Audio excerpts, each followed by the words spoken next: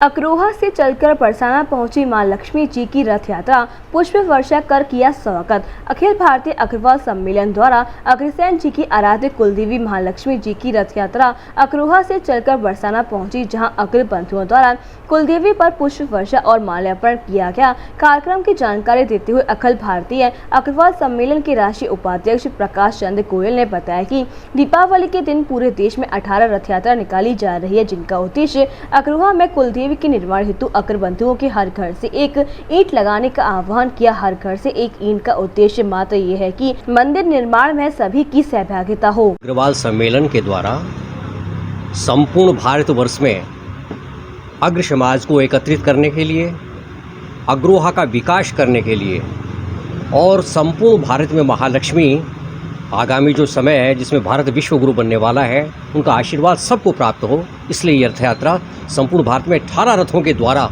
जन जागरण के लिए चलाई जा रही है। इस रथ यात्रा को दीपावली के दिन 18 जो रथ थे अग्रोहा से रवाना किया गया। इसका मुख्य उद्देश्य है कि आज से 5200 वर्ष पहले अग्रोहा नगरी जो अग्रसेन जी के द्वारा बनाई गई थी, महालक्ष्मी के आशीर्वाद से बनाई गई थी, उस समय विश्व की धर्म नगरी थी, उसका पुनः विकास किया जाए और पुनः उसको वही स्थान प्रदान किया जाए, क्योंकि अग्रसेन जी ने ही अंत्योदय का जो सिद्धांत है वो सबसे पहले अग्रसेन जी ने दिया।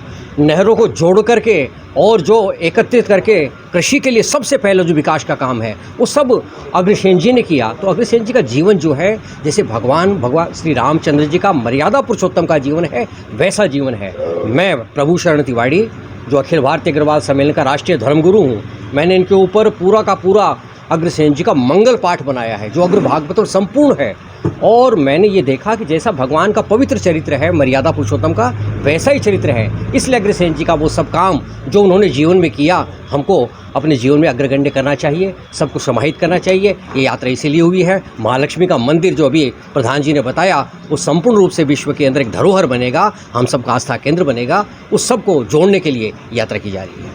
प्रकाश चंद्र गोयल, राष्ट्रीय उपाध्यक्ष अखिल भारतीय अग्रवाल सम्मेलन अग्रोहा में से चलकर ये जन आशीर्वाद रथ यात्रा कुलदेवी आद्य महालक्ष्मी जी की जो 22 फरवरी से लेकर आज तक विभिन्न प्रांतों और राज्यों का एवं हरियाणा के 17 जिलों को करते हुए आज अपने मथुरा जिले में आई हुई है, जिसमें कल कोशीकला, हराद, नंदगांव, बरसाना होते हुए आज अभी बरसाना में ये आई हुई है।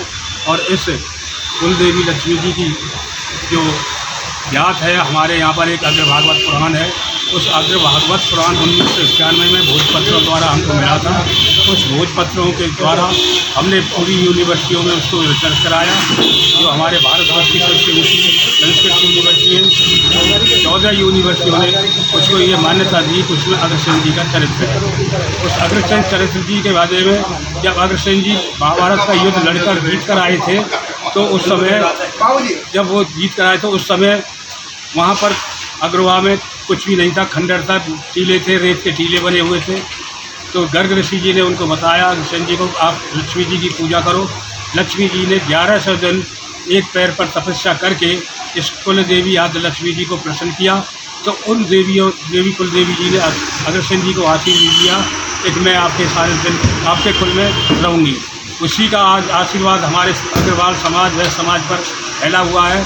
जो लोग कहते हैं कि एक हाथ दुनिया पर एक हाथ बनिया पर, ये बात सच है। मैं अन्य समाज के लोगों से भी यही प्रार्थना करता हूँ कि अग्रसेन कोई जाट नहीं थे, बनिया नहीं थे। अग्रसेन एक क्षत्रिय थे। त्रेता युग में उनका जन्म हुआ था और द्वापर में उनकी समाप्ति हुई। 108 वर्ष की आयु में उन्होंने इस पृथ्वी को छोड़ा और स्वर्गलोक को चले गए। उसके बाद जब उन्होंने महाभारत का युद्ध लड़ा, उस महाभारत के युद्ध में उनके पिता वीरगति को प्राप्त हुए। तो हम राम के वंशज, कृष्ण के समकालीन, माँ कुलदेवी लक्ष्मी जी के वरदानी, शंकर जी के परम भक्त और हनुमान जी के पुजारी होने के साथ साथ यदि हम अग्रसेन जी की पूजा करते हैं तो पांचों देवी देवता हमसे प्रसन्न होते हैं। ये हमारा मंत्र है और ये यात्रा देश में एकता, अखंडता और अपनी समृद्धि शांति के लिए पूरे समाज के लिए निकाली जा रही है। वहाँ पर एक मंदिर 100 करोड़ रुपए का प्रस्तावित है। 20 किलो चांदी हमारे फरीदाबाद के लोगों ने दी, 45 लाख रुपया वहाँ के लोगों ने चंदा भी दिया। इसी तरह से जगह जगह के लोग जैसी जाति सामर्थ्य है उस तरह से हम चंदा लेते हैं। लेकिन हमारा काम चंदा लेने का भी नियम नहीं है।